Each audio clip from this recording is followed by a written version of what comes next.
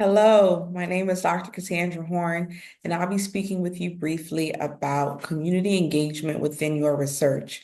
If you decide or desire to have community engagement within your research, I would advise you to get to know that community apart from the research. Allow the people to teach you about their culture, teach you about their truths. What foods do they enjoy? What foods are part of their celebration?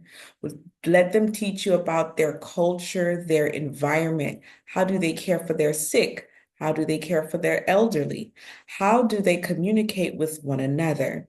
Who are the trusted voices of reason? Who decides what is reason within that community? Who are the stakeholders? Meet with those stakeholders.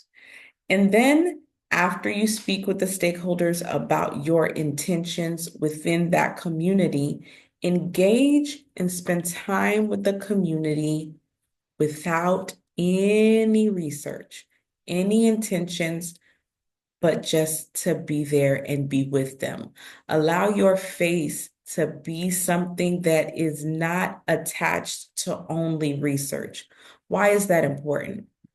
Because you want the people to trust you. And when I say to trust you, do not abuse their trust in this way. Once your research is done, it is best to continue to engage with the community, that they would occasionally see you and that you would be a part of their celebrations, their grievances, that they would see you when they're relaxing, that you would be a trusted face around them and that they would not consider you predatory.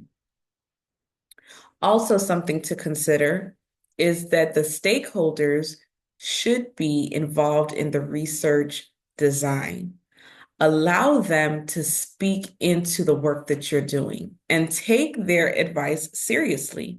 Do not just use communities as a form of recruitment to meet your numbers, but be invested in the people, be invested in the culture, and respect the culture, the people, and the environment enough to incorporate their truth and their voices into your work.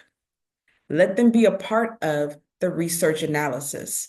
Let them be a part of the results and the discussion so that their truth can blend with the research. Allow them to speak into the gaps that may arise so that the discussion that is distributed to the scholarly community is rich and factual and an accurate representation of that culture.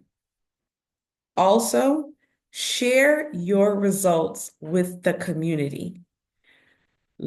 Be transparent about what you see, about what you think.